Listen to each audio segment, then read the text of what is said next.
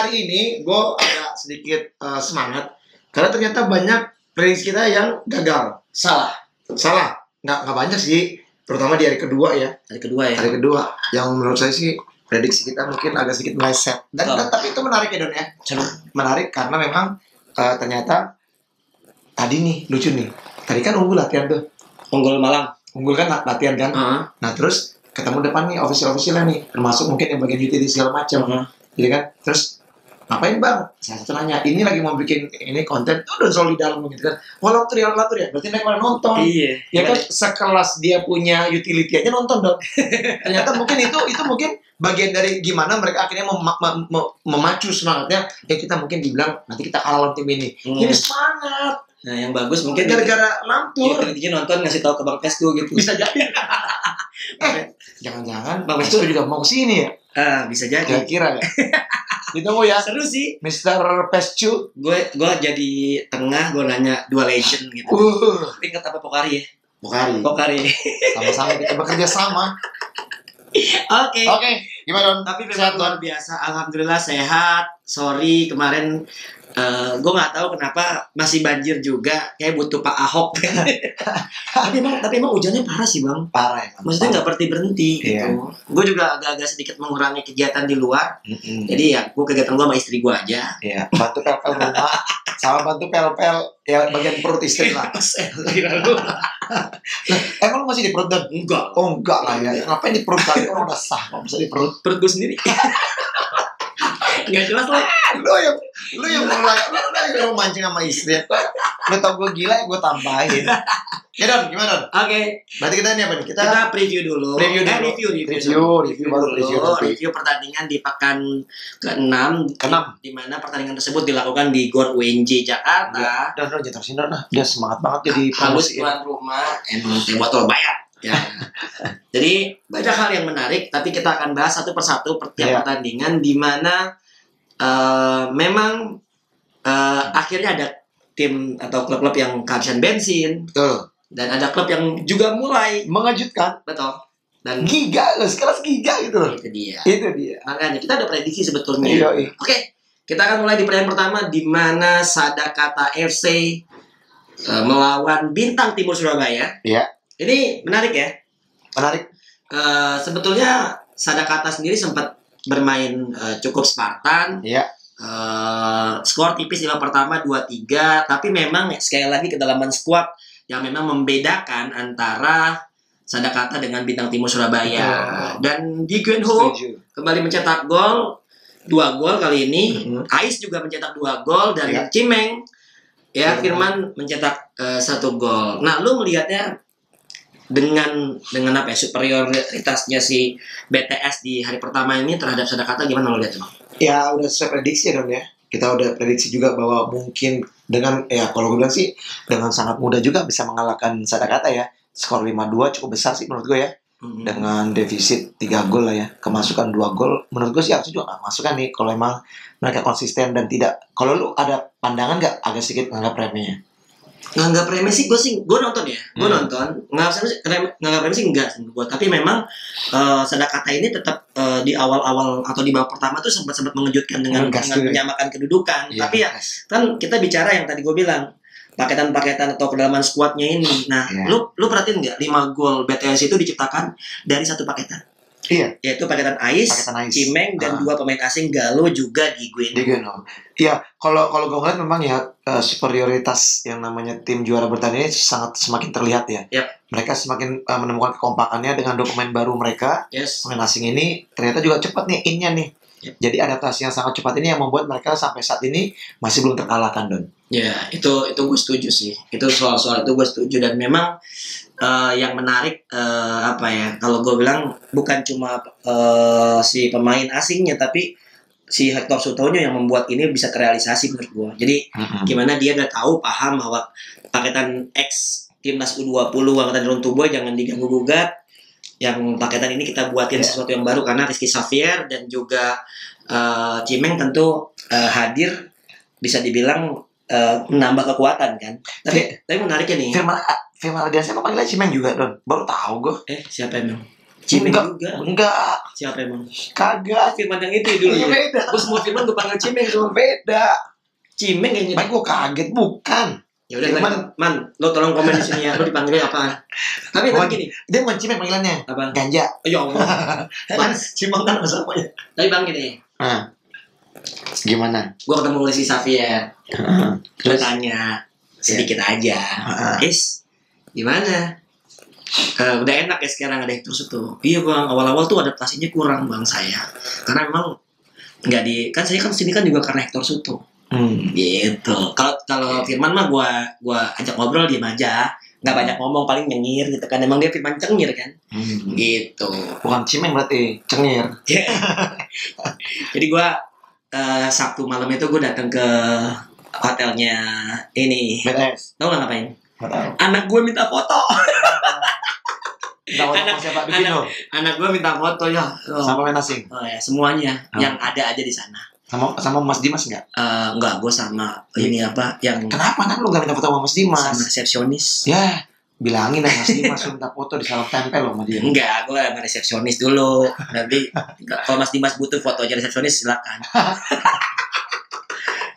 Oke, lanjut. Oke, itu adalah Bintang Timur Surabaya dan Sadakata skor 5-2. Kita benar ya. Siapa man of the match-nya? Man of the match-nya Degenho. Degenho ya. Lalu ada Halus yang akhirnya menang menghadapi Pelindo. WC Pelindo sama nih prediksinya kan kita kan Iya, bukan. betul. 4-3. Tapi yang menarik lo nonton nggak? Nonton gue. Nonton ya? Ya. Mantap sih. Mantap, seru. Ada apa ya? Proyeknya kawan Bang Adnan sukses Betul. karena si Dava Mencetak gol ya. mencetak 2 gol bahkan dan Yoi. memupus asanya harapan dari dari Pelindo di gol terakhirnya pada saat gagal power play. Iya, Itu betul. seru banget. Gua agak sedih sih lihat instastory-nya Akang gitu kan segala macam, karena gimana juga kan dia legend lah ya, masuk Betul. legend. Terus ya udahlah seperti itu, gua melihatnya sayang. Nah kalau lo melihat pertandingannya sendiri bang, Halus ada gol pertama Aditya Kakek, lalu dibalas sama kalau nggak salah Jelani, lalu juga gol Dava juga bola muntahan, Aang juga golnya juga bagus. Lo melihatnya seperti apa bang, Halus menghadapi Pelindo Mutiara kemarin? Iya, ini sama juga tajuknya sebenarnya juga ini derby ya, kota Jakarta ya. Kasiannya Pelindo Mutiara ya, derbynya banyak banget ya. Iya, Surabaya derby, di Jakarta derby, makanya itulah nasib dari tim yang merger. Jadi ya kalau saya memang ya kayak sesuai yang kita omongin ya, karena yang sebagai tuan rumah juga harus realistis juga untuk mencari poin kemenangan pertama ya kan. Dia dapat di pertandingan melawan IPC walaupun memang sangat tipis, tapi paling tidak mereka punya rencana dari game plan mereka di pekan kemarin berhasil. Yes, keren. Dan itu di antara dua pertandingan ya dia mau nggak mau ngambil Pelindo Mutiara ya. Iya lah. Menurut gue begitu. Dia di kedua lawan apa? BTS. BTS dia kalah kan ya? Kalau Iya makanya itu. Ya itu kita bilang kemarin kan, harus realistis memilih pertandingan mana mereka yang harus mati-matian. kalau secara secara materi pemain lo nggak kuat-kuat banget. Betul. Oke. Selamat buat Halus yang bisa memenangi derby Jakarta. Dan selanjutnya ada Cosmo menghadapi Giga Kota Metro. Ya. Cosmo superior lawan Giga, dan memang secara kualitas kedalaman squad maupun secara materi pemain tentu Cosmo di atas dari Giga Kota Metro. Dan Reza Yamani berhasil mencetak hat-trick. Tapi bukan cuma Reza Yamani bang, ada si Molan bang. Molan ini top scorernya Giga nih, karena dia kalau nggak salah udah sampai 7 gol kalau nggak salah. Sekarang ya? Iya, si Molan ini luar biasa. Dia kidal, tendangan bebasnya bahkan nolongin Iksan. Iya, ini menarik ya. Kalau kita tampil dari Giga. Underrated player nih. Iya. Gue mengingatkan gue dengan Fajrian pada saat membela FKM Futsal Kota Metro. Nah itu dia mencuat sendiri atau Singgi tahun lalu di Safin. Betul. Jadi kalau emang klub lo itu mungkin klub yang memang klub menengah ke bawah, itu lo bisa tampil nih kayak panggung bang sebetulnya bang menurutku. Nah kalau lo lihat bang, panggung jual diri. Cosmo JNE menang menghadapi Giga Kota Metro seperti apa? Karena Dewa nyetak gol, Bagas nyetak gol, Regun juga nyetak gol, dan Panca Satria ini pemain kalau nggak salah pemain U20-nya. Panca itu yang dari Futsalation itu Don. Oh, oke. Yang pemain yang masuk dari Futsalation itu. Iya. Dan kalau menurut gue begini. Berarti sukses ya acara futsal talent hunt ya. Ya amin. Nah kalau menurut gue begini, ini pertandingan ya sesuai prediksi juga. nggak menganggap remeh juga Giga yang memang urutan bawah, tapi di sini juga Giga memberikan perlawanan yang sangat luar biasa. Itu ya, gue setuju yang lu bilang. Dimanapun juga namanya tim yang namanya tim mungkin tim yang saat ini terbawa segala macam, pasti akan muncul pemain-pemain yang berkualitas di sana. Contohnya kalau saya bisa katakan ya, dulu ada namanya klub Galatama Warna Agung. Tahu. Warna Agung itu dulu termasuk Widodo, tim Widodo. Termasuk tim dulu tuh di era tahun berapa itu dia tidak terlalu bagus prestasinya, tapi muncul seorang Widodo Cahyono Putra, ya kan, Putro, yang akhirnya menjadi pemain tim nasional, menjadi legenda, dan juga yang tendangan bicycle kick yang ketika melawan Bahrain apa nggak salah ya, di Piala Asia itu, di Piala Asianya itu sangat spektakuler lah. Jadi artinya memang setuju, setiap tim itu pasti akan ada muncul pemain yang bagus di dalamnya. Nah contohnya juga sekarang yang lu tadi sebut Malang ya, Malang. Nah terus di sini juga kita juga, kalau gue juga melihat racikan dari coach DH ini dengan anak-anak mudanya udah semakin padu nih, Don. Dan itu juga kalau gue ngeliatnya terlihat pada saat mereka juga sparring sama kita tuh, sama tim Perbanas, dan mereka lebih banyak dominan memainkan anak-anak yang baru, karena memang mereka udah kehabisan stok pemain. 3 pemain cedera, 3 pemain cedera, ya kan. Akhirnya mereka memberikan kesempatan, dan itu buktinya pemain muda juga bisa mencetak gol. Artinya bukan mereka tidak hanya berharap pada 1-2 pemain doang dalam urusan cetak gol. Sekarang semua bisa cetak gol. Bahkan Reza Jamani itu kayak terlahir kembali sih musim ini kalau gue bilang, dan masuk ke jajaran top skor sekarang dia. Itu yang gue lihat dari seorang Reza Jamani yang mulai bahkan bersanding sama Diego Yono, 9 gol. Luar biasa. Selamat buat Cosmo saat menghadapi Giga. Lanjut sebuah big match menurut gue.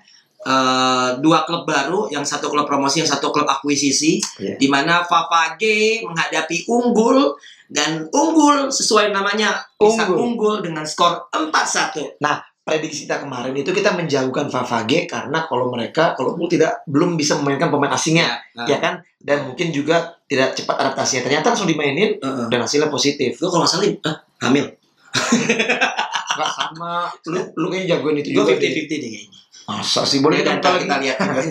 Tapi yang pasti oke lah soal prediksi kita mungkin ada salah di pertandingan ini. Tapi kalau misalnya bagaimana lu menilai si Joshua Teran dan juga si Perapol? Don, kalau gue lihat penampilan dari kedua pemain asing dari Unggul masih belum terlalu terlihat menurut gue ya. Yang gue lihat justru malah ada kemunduran permainan dari Ali Abidin. Bahkan juga dari Neto. 1 gol terakhir kalau nggak salah ya, yang salah dalam power play itu kan salah Neto passing bola. Akhirnya dihukum langsung ke gawang oleh kalau nggak salah siapa nih yang bekas Obay yang masuk dari jauh. Jadi gue pikir ini juga performa yang agak sedikit menurun dari pemain asingnya Favage, sehingga akhirnya membuat kesempatan Unggul bisa mendapatkan poin. Kalau menurut pandangan gue ya. Kalau gue ada pandangan lain. Pertama, Teran dan Perapol nih berubah. Sebetulnya gini, gol pertama dari Zidane itu Perapol itu kenceng banget bang. Itu Zidane itu cuma belokin doang pakai perut lah ibaratnya gitu kan.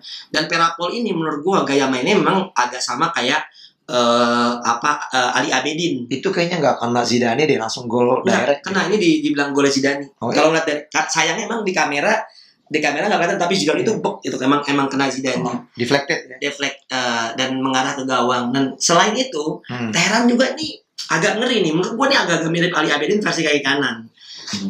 Gimana juga kalau pemain asing baru datang, itu pertama masalah mereka adaptasi. Tapi buat lawan juga adaptasi bang. Sekarang kalau gue setuju tuh, menurut gue bukan cuma penurunan bang pemain asingnya Favage, tapi juga lawan udah mulai ngebaca cara mainnya. Betul, dan itu ya tentu kita bicara bahwa progres latihan orang tuh berkembang. Orang melihat video dipotong-potong bagaimana kebiasaannya si Neto, bagaimana kebiasaannya si Ali Abidin. Tentu orang udah antisipasi itu, bagaimana double covernya, bagaimana defend orang pertama, orang keduanya dilakukan. Itu yang menurut gua membuat Unggul FC Malang sukses. Dan yang menariknya gini, pemain-pemain kayak Gavin, lalu Obay itu juga bisa mencetak gol. Yang notabene sebetulnya Unggul secara permainan sih menurut gua untuk ukuran tim promosi memang udah cukup lumayan ya menurut gua ya. Tapi yang kedatangan 2 pemain ini yang menurut gua bisa dibilang bisa membawa Unggul meraih kemenangan di hari pertama. Tapi ya Bang, Perapol itu dengar-dengar kan juga pinjaman. Iya, betul. Dan akan balik pas puasa. Kayaknya dia jualan takjil. Sayang ya kalau gitu ya. ya gue sebenarnya menyayangkan sih. Tapi gimana juga kan ini kan pemain pinjaman. Lo kan kalau minjem kan balikin. Ya, jadi buat lo semua yang ngutang balikin. Nembak siapa sih lo? Ya sekalian. Ya, kalau ada berasa ya bagus. Oke, itu adalah hari pertama. Di hari kedua, Sadakata menghadapi IPJ Pelindo. Nah, imbang bang. Ini lo prediksi kalau nggak salah gue juga imbang ya. Enggak. Menang Sadakata ya. Menang Sadakata 5545 kalau nggak salah. Iya. Lo gimana? Ya. Lihatnya Sadakata dan Pelindo imbang itu. Ya ini cukup menarik ya. Saya pikir kedua timnya sama-sama saat ini saya bilang tim mediocre ya. Untuk dalam masalah prestasi di tahun ini. Dan kalau gue lihat sebenarnya kesempatan Sadakata tuh besar untuk bisa menang seharusnya ya. Banyak juga peluang yang nggak bisa jadi gol, dan akhirnya juga di sini dengan skor 1-1 buat gue pribadi ini cukup kerugian. Kerugian nggak sih? Loh, pasti kerugian. Tapi kalau melihat dari hasil ini ya aku pikir fair lah untuk kedua tim ya. Karena ya di pertandingan pertama sama-sama dua-duanya kalah kan. Dan dapat 1 poin ini ya sudah lumayan daripada harus kalah 2 kali dalam bahkan ke-6 kemarin kan 6 ya, bukan 6 ya. Betul kan 6. Gitu. Tapi kalau gue melihat sih gini, sebetulnya ya kita tahu bahwa kalau kita bicara squad sebetulnya Sadakata ini jauh lebih lebih rata bang. Ketimbang IPC Pelindo Mutiara yang notabene tentu antara pemain senior dan pemain yang memang juniornya juga agak sedikit timpang mungkin. Beberapa pemain kayak Albert Sadewa yang mencetak gol tuh bagus, Rico juga Exapin juga bagus, Dale gitu kan. Tapi memang kita nggak bisa mainin itu aja. Ini yang membuat mungkin staf pelatih dari Pelindo Mutiara agak sedikit kesulitan untuk kreasi banyak taktikal di sana. Dan skor 1-1 menurut gua kerugian buat dua-duanya. Pertama buat Sadakata tentu saatnya meraih 3 poin, dan buat Pelindo akhirnya dengan hasil ini mereka ada di dasar klasmen. Iya. Ini mungkin sejarah pertama kali. Gosipnya dulu katanya di sini gosipnya pelatihnya mau mundur, gosipnya ya. Cuma dipaksa terus untuk melanjutkan. Karena rencana juga mungkin kembali lagi latihan di Jakarta. Saya juga dapat info kayak gitu ya. Mundur karena apa? Ya nggak tahu. Perlu diundang kali kemarin. Oke, man of the match Yogi Saputra. Ya.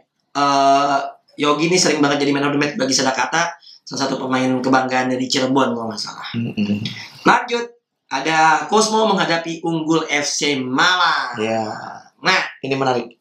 Pertandingan seru. Ya, seru. Hasilnya kok 3-2 itu full time. Ya, half time. Skornya full time-nya itu 6-2, di mana Bagas Wijaya Putra, pemain muda ya yang pivot ya. Pivot kidal, anaknya Coach Usman.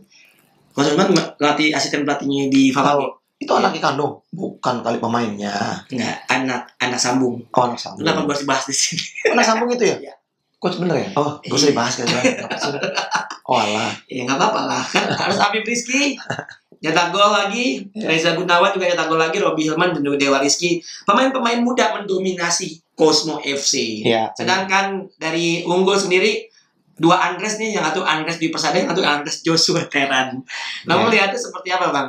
Unggul FC Malang gagal menang di pertandingan kedua. Apakah gara-gara kehabisan bensin ya? Ya ini kalau menurut netizen dokumen asingnya dari Unggul kehabisan bensin ya. Kaget karena nggak pernah katanya kompetisi di negara mereka masing-masing. Ketika mereka bermain di negara manapun juga nggak pernah tuh main berturut-turut. Itu menurut versi dari yang kita dapatkan. Cuma kalau gue lebih senang menyikapi bagaimana dari tim ini Cosmo. Karena kalau gue bilang ini saatnya memang kita lihat regenerasi dari Cosmo cukup berhasil. Sejauh ini ya menurut gue ya. Karena kalau gue lihat anak-anak muda yang sekarang diberikan banyak kesempatan oleh Coach DH ini mereka sudah mulai menunjukkan tajinya, dan mereka juga sudah mulai bisa adaptasi dengan seniornya. Betul. Jadi kan kayak misalnya siapa tadi Bagas ya. Bagas ini kalau dari usia saya pikir masih sangat muda, tapi dia ketenangannya main udah hampir sama kayak Fajri loh, Ciung loh. Betul. Ya kan? Badannya juga bagus, dia pegang bolanya sangat kuat. Dan itu kan kita lihat sendiri pada saat lagi main lawan kita kan, lawan Perbanas. Ya salut lah, mudah-mudahan semakin berkembang para pemain muda dimanapun itu ya. Jadi kalau dapat kesempatan, tunjukin kualitas lu, itu aja. Dan Bagas menjadi pemain terbaik pilihan Galeri Futsal di pertandingan tersebut. Oke, lanjut. Pertandingan yang sangat mengejutkan. Gue rasa nggak ada yang memprediksi ini terjadi kecuali tim dari Giga Kota Metro sendiri. Giga Kota Metro menghadapi Favage Banua dengan skor 6-2 bang. Luar biasa. Babak pertama bahkan 2-0. Giga Kota Metro tuh unggul. Nah, lu melihatnya seperti apa bang? Nih agak menarik karena Kendra yang menjadi man of the match seorang goalkeeper dulu pemain Teks Susakti ini bisa nyetak 2 gol bang. Iya, ini menarik ya. Kita nggak pernah bisa menyangka Favage yang sebelum-sebelumnya tampil sangat luar biasa ya. Mereka juga mengalahkan Pendekar kan ya, kala itu ya, kalau nggak salah. Betul. Ya kan? Favage ngalahin Pendekar, Pendekar, imbang sama BTS. imbang sama BTS, tapi lawan Giga mereka bisa takluk dengan skor yang cukup telak malah 6-2. Dan gue pikir ya ini memang yang namanya apa ya? Yang namanya konsistensi permainan setiap tim itu memang kadang-kadang memang naik turun Don. Iya. Ya, yang sangat disayangkan ini Favage justru malah dropnya di pertandingan di pekan ini 2 kali kalah ya. Betul. 2 kali kalah. Sangat disayangkan gue pikir ya. Timnya Sayan ini sangat disayangkan bisa kalah. Yang pertama oke lah kalah dengan mentornya sendiri, Coach Pesco. Oke. Bener kan ya? Betul. Yang kedua ini kalau saya pikir ya ini mungkin kematangan dari mulai matangnya sang pelatih dari Giga yang bisa membaca situasi, bisa membuat kontra strategi dan akhirnya bisa membuat timnya memenangkan pertandingan. Nggak ada yang pernah menyangka Giga bisa menang begitu besar melawan Favage. Tapi gue melihatnya sih gini ya, Giga ini memang konsisten dari segi permainan, progresnya juga ada. Yang kalaupun mereka kalah, mereka menunjukkan permainan yang tidak mudah dikalahkan lah bang. Nah, artinya mereka sepakat. Dan pemain-pemain yang ada juga sebetulnya pemain-pemain yang memang bisa dibilang apa ya? Mereka mungkin udah nggak kepake lagi di klub-klub sebelumnya ya kan gitu. Kayak ada Rama, lalu ada Ucil ya kan yang bisa mencetak gol dan pemain lokal dari Lampung tentunya. Nah ini memang bisa dilihat bahwa Giga sendiri sebenarnya mainnya sama gitu, sama. Yang gue lihat gue setuju baru ini menurun baru Favage di sini yang mungkin gue nggak tahu mereka gimana juga pada saat menghadapi Pendekar tentu motivasi tinggi. Seperti yang gue bilang, kabarnya juga disiram dengan bonus yang besar. Dan satu sisi mungkin mereka menganggap bahwa lawan Giga itu mungkin bisa terjadi setelah mereka ketinggalan 2-0 di babak pertama, mereka baru mulai sedikit panik. Nah ini mungkin bisa menjadi pelajaran bahwasanya tidak mudah Liga Futsal Indonesia sekarang ini tidak mudah. Tapi ada gosip-gosip itu Don, faktor non teknis juga Don. Kenapa? Di dalam tim Favage. Apa? Kayaknya mungkin yang gue dengar nih ya, mungkin kayak masalah harmonisasi. Iya. Antar pemain mungkin dengan pelatih juga yang mungkin kurang serius loh. Iya, seperti yang waktu pernah lu bilang juga yang mungkin karakter dari seorang Ayat Bedin yang pura-pura cedera itu kayak gitu kan mungkin kita nggak tahu dong di dalam itu. Wow, tapi itu kan gosip yang bisa kita panaskan. Iya. Iya nggak? Ya kalau buat gue sih akan menarik karena Favage udah menyiapkan 3 pemain Papua Barat yang sedang trial. Ada Mas Nurwaro di sana, gue nggak tahu. Boleh aku potong sebentar? Boleh. Mungkin itu indikasi untuk menyiapkan itu kali. Pengganti kalau misalnya mungkin ada pemain yang akan didepak.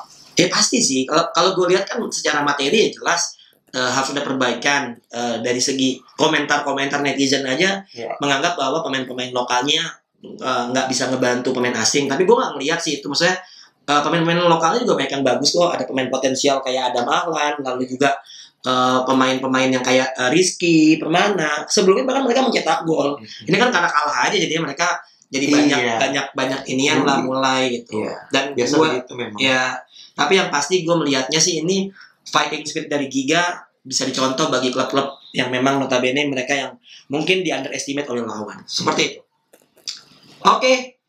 Kita langsung melipir ke penutupan. Tuan rumah Halus FC harus dikalahkan dengan skor sangat telak 8-1. Iya. Lo tau gak satu golnya juga apa? Satu golnya itu fair play. Gue gak nonton fair play. Jadi gini, sebetulnya ada kejadian di mana siapa ya pemain BTS itu masa Samuel Eko ya, kalau Samuel Eko itu mencetak gol dari situasi di mana seharusnya bola itu dibuang, bola fair play. Protes lah timnya Halus, kick off dari pelatihnya BTS ya, Hector Suto dan kawan-kawan kayaknya udah gantian mereka nyetak gol aja, ditendang sama Cahyo dan bolanya dibiarin aja gitu sama kiper. Dan akhirnya itulah terjadi golnya Halus gitu. Oke, gue nonton pas main bola itu kan. Ya.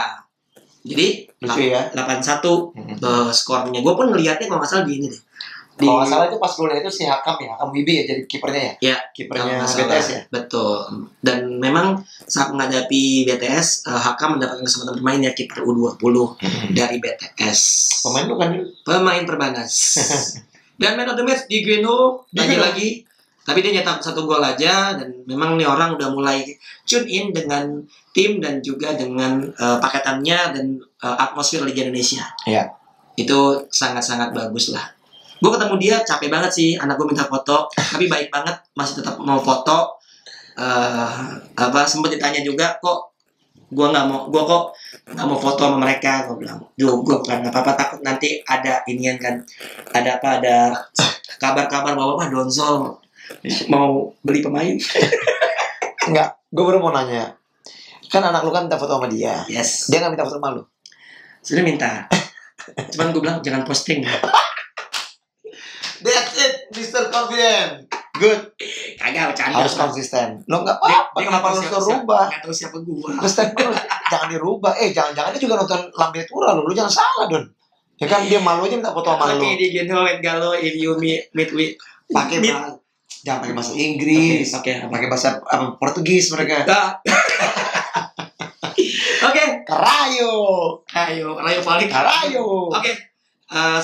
Klasmen Saudara Surabaya Bintang Timur ya 25 poin ya, tidak tergoyahkan. Bedanya 6 poin dengan Cosmo di peringkat 2. Valvage masih ada di peringkat 3 tapi sudah main 9 kali. Sedangkan Pendekar dan Black Steel juga kancil ada di 4-5-6 ya, mengintip untuk menyodok ke posisi 3 ya, lalu ada Halus yang meraih 3 poin. Unggul FC Malang juga meraih 3 poin, Sadakata meraih 1 poin, Radit belum main. Ya. Giga Kota Metro akhirnya naik 1 strip setelah menang kemarin menjadi poin 5. Sama kayak Pelino cuman minus golnya hanya 12 dan saat mereka bertemu kalau nggak salah imbang. Dan akhirnya Giga Kota Metro berhasil. Sekarang semua tim sudah bisa memenangkan pertandingan. Iya. Itu dia. Oke. Dan top skor 2 pemain asing, Diego Eno dan Raja Yamani. Asing dari Arab Saudi. Asing. Lalu ada Evan Somelina 8 gol, Aan 8 gol dan juga Runtuboy yang sudah mulai masuk ke jajaran top scorer dengan 7 gol. Ya, tipis ya. Oke. Bang, itu aja dulu ya, untuk review pekan ke-6. Kita akan kembali lagi nanti habis ini video untuk review.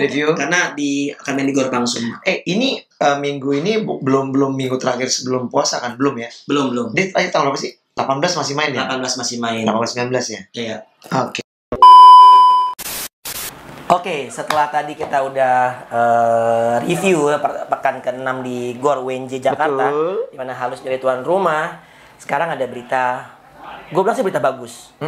FIFA mengumumkan bahwa mereka memberikan kesempatan untuk negara-negara anggotanya untuk menjadi tuan rumah di beberapa kategori, Bang. Open bidding berarti ya? Ada open bidding, ada sepak bola wanita, Piala Dunia Wanita, dan juga ada Piala Dunia Futsal yang akan digelar 2024. Ini menarik ini. Ya. Kapan lagi kita bisa menjadi tuan rumah ya? Kesempatan dan, ini. Kalau menurut lo, Bang, ngeliat dari stadion yang kita punya, udah layak belum? Beberapa mungkin sudah cukup layak, tapi paling tidak ada pembenahan lah dari segi fasilitas ya. Pasti. Tentunya mungkin dari kayak changing room-nya, harus ada juga ruang untuk tes doping, harus ada tuang referee, ada ruang tes doping harus juga, dong. Ya? Kalau untuk FIFA match itu harus ada. Terus udah gitu juga ada juga untuk ruang medis, berbagai macam lah regulasi yang memang ada untuk menjadi persyaratan tuan rumah. Yes. Ya, paling tidak kalau emang ini akan diambil oleh Indonesia, tentunya fasilitas yang ada sekarang ini tentunya mungkin kayak di Jatinangor, kayak di Jakarta juga mungkin yang new stadium itu. Iya, yang mau lagi dibangun ya. Mungkin juga di Jogja juga ada UNY gitu kan ya. Jadi mungkin itu akan harus dibenahi sehingga akhirnya semua regulasi yang memang diarahkan yang memang sudah menjadi aturan dari FIFA ini bisa terpenuhi, Don. Nah, kalau gue lihat kan gini, kita tahu ada 3 stadion di setiap penyelenggaraan tuh 2012 itu saat Thailand tuan rumah tuh ada 3 stadion. Selalu 3 stadion ya? Iya, ada Huamark Stadium, Mimi Butter Stadium, Korat Cacai Hall Stadium. Kapasitas itu bahkan Mimi Butter dan Korat Cacai itu hanya 6.000 sampai 5.000. Which is itu menurut gua kecil gitu dan bisa lah sebetulnya kayak gitu itu bisa diakomodir. Among-Rogo dan UN-nya juga udah cukup tuh kalau sekedar 6.000 5.000. Tambah lagi 1 gor yang ada di Jakarta. Mungkin itu menjadi mainnya opening dan juga nantinya finalnya. Ini sangat menarik sih menurut gua karena setelah 2014, 2016 di Kolombia itu tempatnya itu juga ada 3 juga, Bang. Betul. Kapasitasnya bahkan cuma 1 yang 12.000 gitu. Dan terakhir di Lituania pun sama, ada 3 stadium yang bisa digunakan. Ya, jadi menurut gua kita udah layak. Oke lah, fasilitas pasti perlu dibenahi. perlu direnovasi, perlu ditambahin. Bagaimana air conditioning, AC-nya, lalu juga fasilitasnya. Tadi abang bilang ruangan tes doping. Tapi juga sebetulnya yang jadi pertimbangan FIFA nantinya menurut gua adalah animo futsal di Indonesia, bang. Sama juga ini Don, transportasi Don. Yes, transportasi. Jarak antara kota ke kota, satu ke kota lain ya. Iya, penting itu. Kalau menurut lo Jakarta, Jogja aman lah ya. Bandung juga aman. Cukup aman ya. Kalau gue ngeliatnya begini, maksud gue tadi dari segi yang namanya transportasi itu paling tidak mungkin tidak menyusahkan juga para penonton yang ini datang ke lapangan. Contohnya misalnya kayak kita tadi sudah bahas juga bagaimana dengan adanya JIS. Ya kan, Jakarta fasilitas megah, tapi dalam pemakaian untuk event-event internasional masih sangat minim. Karena juga banyaknya komplain. Bisnya itu nggak bisa masuk. Ya, karena komplain juga terlalu jauh jarak dari jalan raya ke dalam stadion. Nggak ada juga yang langsung akses masuk dekat stadion. Padahal katanya rencana kan akan ada MRT ke sana. Tapi sampai saat ini kan belum lah. Belum maksimal.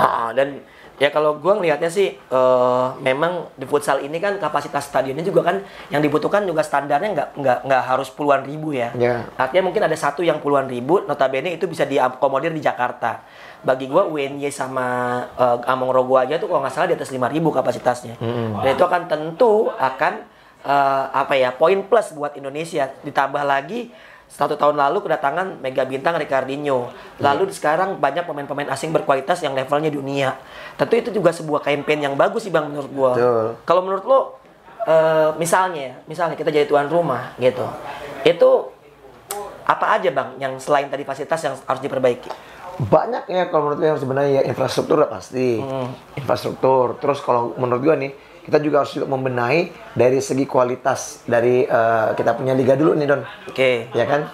Itu lapangan pasti dikasih lah ya sama FIFA lah. Termasuk juga wasit-wasitnya, ya kan? Paling juga wasit-wasit FIFA kita nanti yang digunakan di Piala Dunia. Kita ada 2 atau 3 orang masalah. Sedikit menurut gue sih. Terlalu sedikit ya. Tapi nggak apa-apa lah. Menurut gue sebenarnya gini, kalau gue bukan pengen main di Piala Dunia melalui melalui faktor tuan rumah, tapi menurut gue melalui kualifikasi lebih gregetnya lebih dapat itu. Betul. Dan kita mampu itu. Futsal kita mampu, tapi gue melihatnya kalau kita jadi tuan rumah sekarang itu makin makin memperlihatkan bahwa kita di Asia Tenggara ini juga salah satu negara yang emang kita tahu ada 2 negara yang sudah lolos Piala Dunia bahkan masuk ke babak 16 besar yaitu Thailand dan juga Vietnam.